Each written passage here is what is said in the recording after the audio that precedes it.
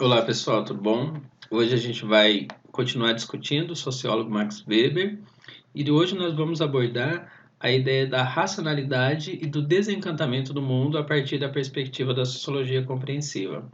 Na aula anterior, a gente estava discutindo os tipos ideais de ação social dentro da perspectiva do Weber e a gente pode dividir esses tipos ideais em dois grupos: os menos racionais ou os não racionais e as ações mais racionais. Então, nós temos aqui, no primeiro grupo, ação tradicional e ação afetiva, que são as ações que se baseiam, né, na afetividade, nos hábitos de comportamento, que vão orientar o comportamento dos indivíduos.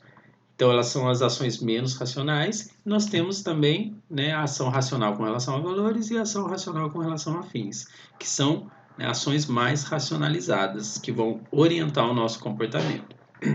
Dito isso, é importante a gente partir da perspectiva de que, segundo Weber, a sociedade ela passa por um processo de complexificação da vida social, né?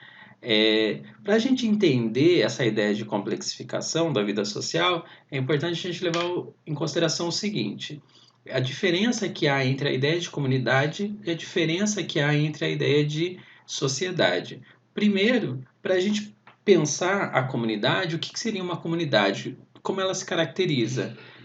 A comunidade ela se caracteriza, sobretudo, por uma baixa densidade demográfica. Então, aí você tem poucas pessoas compartilhando o mesmo território e a relação entre essas pessoas ela se dá de maneira muito próxima, muito direta.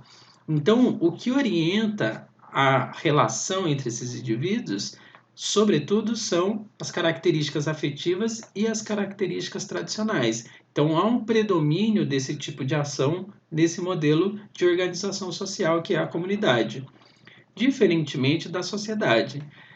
A vida em sociedade, primeiro a sociedade ela se caracteriza por uma alta densidade demográfica, então você tem aí muitas pessoas vivendo, né, num território determinado.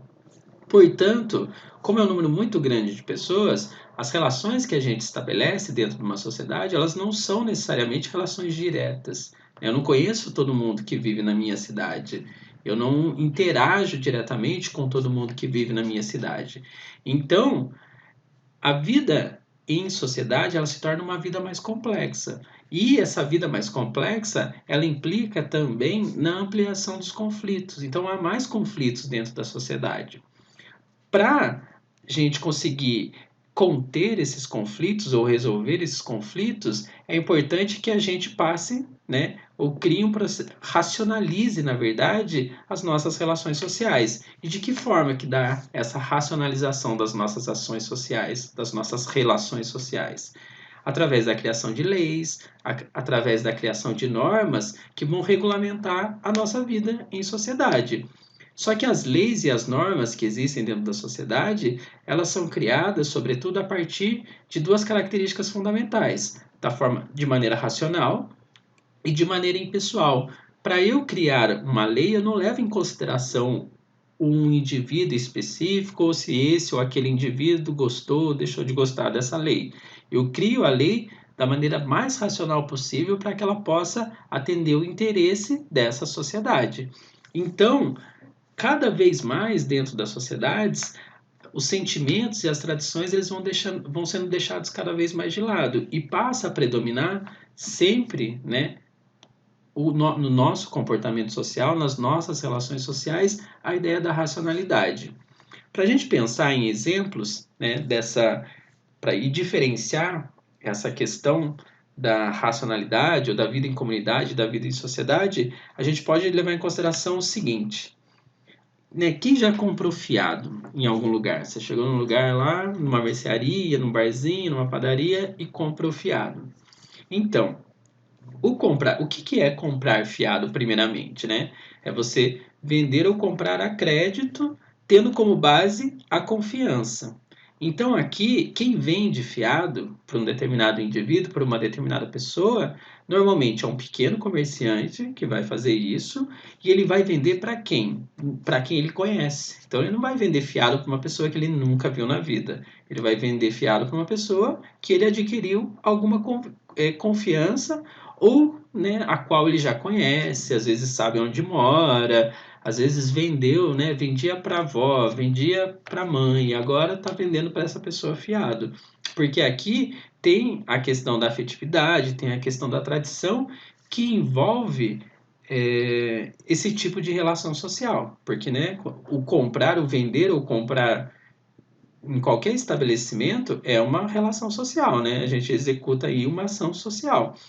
Então, a gente pegar a ideia do comprar fiado ou vender fiado, ele está muito relacionado a essa ideia de comunidade, né? Ele ocorre em pequenos comércios, em determinados lugares onde o proprietário daquele comércio ele já conhece de longa data a pessoa que está comprando.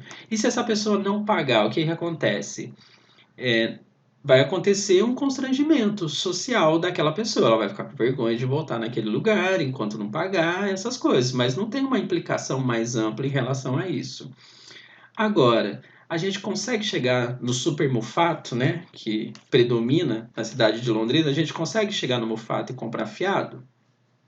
Não dá para chegar lá e conversar e falar, olha, eu esqueci o dinheiro, estou sem dinheiro agora, eu consigo comprar aqui umas coisinhas e depois eu volto e pago? Não, porque dificilmente eu conheço o gerente, conheço a pessoa que trabalha naquele lugar, então eu não vou conseguir estabelecer uma relação nem de tradição e muito menos de afetividade dentro daquele espaço que vai permitir com que eu compre fiado. Como que se soluciona essa ideia? Eu até posso não ter dinheiro e conseguir comprar no fato?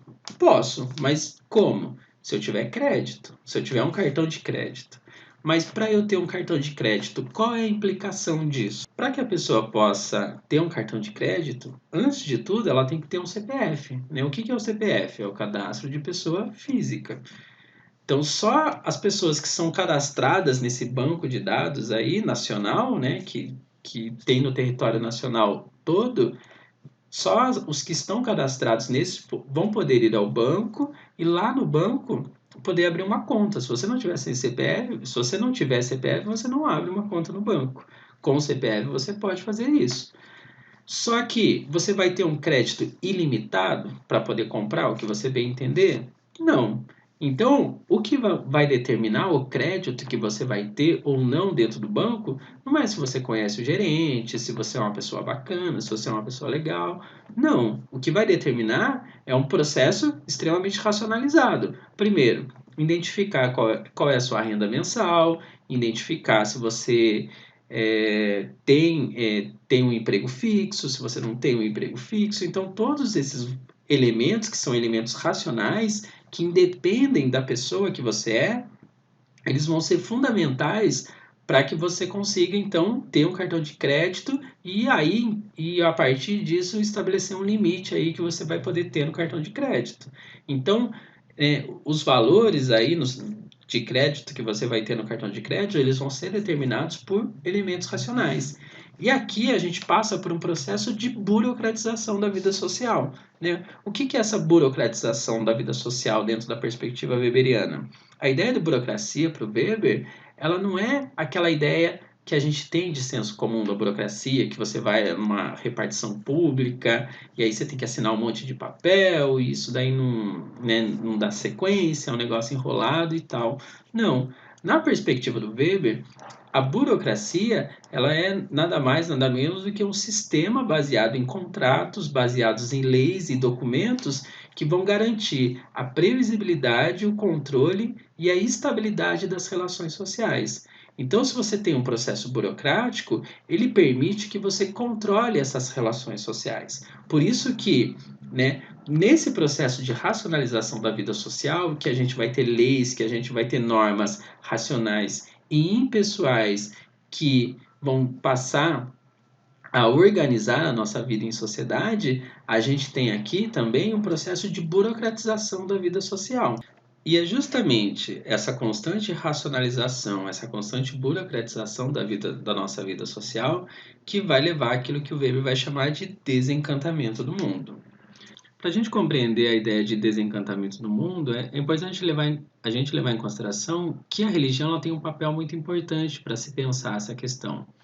O Weber vai analisar num livro chamado A Ética Protestante e o Espírito do Capitalismo o papel que o protestantismo teve na constituição do capitalismo moderno. Então, um dos elementos que levou ao surgimento do capitalismo moderno foi também a ética religiosa, característica do protestantismo.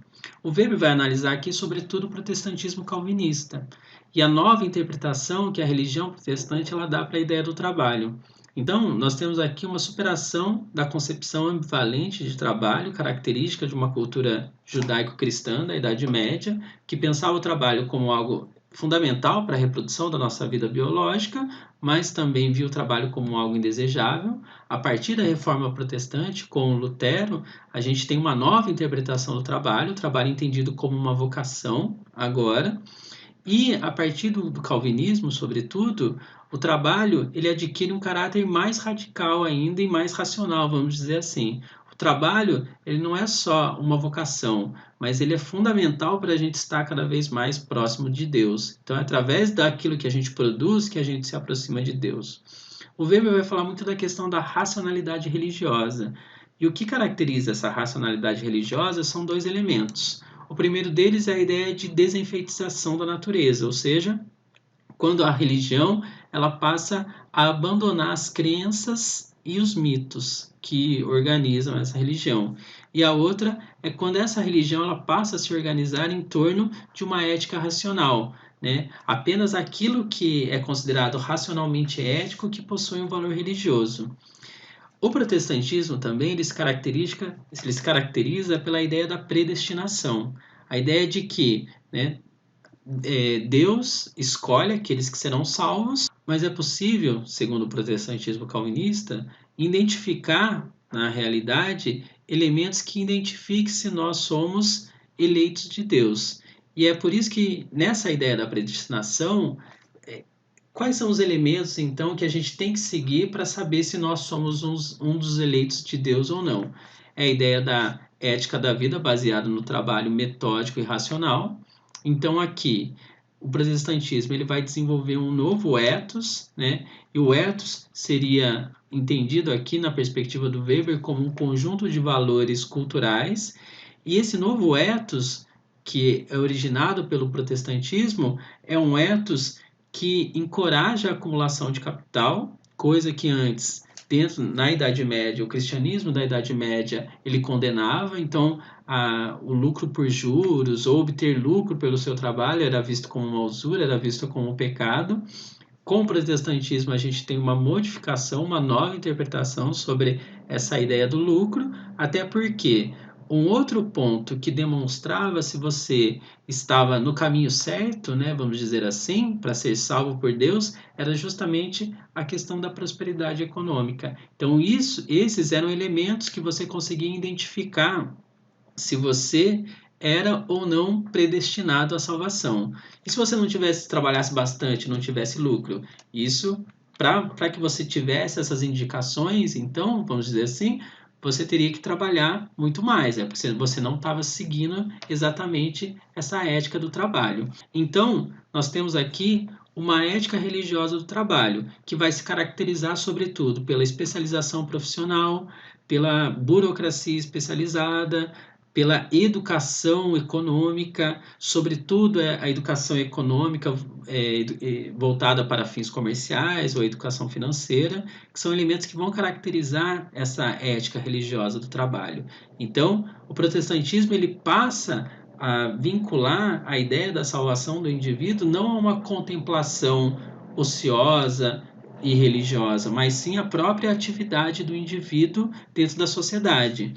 E aqui, essa ideia de prosperidade econômica também, o lucro, então, ele não é um fim ao ser alcançado através do trabalho dentro da perspectiva do protestantismo, mas ele é, né, uma consequência involuntária. Mas, apesar de ser uma consequência involuntária, ele é um sintoma da própria virtude do indivíduo que obtém lucro a partir do seu trabalho. Só que o que é importante a gente levar em consideração aqui também é a ideia de que o gasto desses lucros para fins próprios, ele é visto como uma idolatria, então ele é visto como um pecado.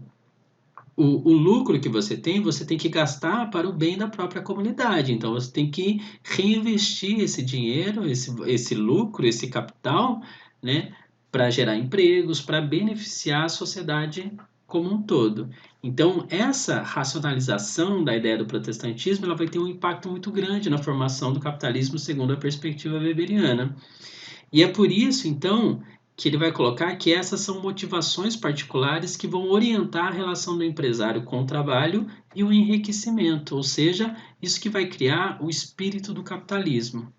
Então, nós temos aqui, né, dois elementos que é importante a gente levar em consideração para a gente pensar não só a formação do capitalismo, mas a própria ideia de desencantamento do mundo.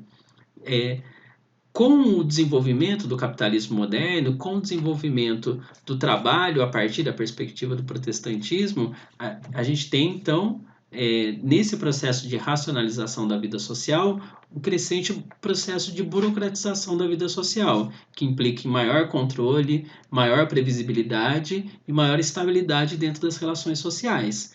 Então, isso o Weber vai ver como um aspecto positivo. Só que esse crescente processo de burocratização da vida social, ele também é contraditório. Por quê? Porque ao mesmo tempo que ele traz esse controle, essa estabilidade, ele cria também aquilo que o Weber vai chamar de jaula de ferro. O que é essa jaula de ferro? É quando a própria burocracia adquire vida própria e passa a condicionar toda a vida humana. Então, até as nossas capacidades espontâneas e intelectuais para solucionar problemas, ou até mesmo, né, para executar funções para o bem público, elas passam a ser determinadas por essa burocracia.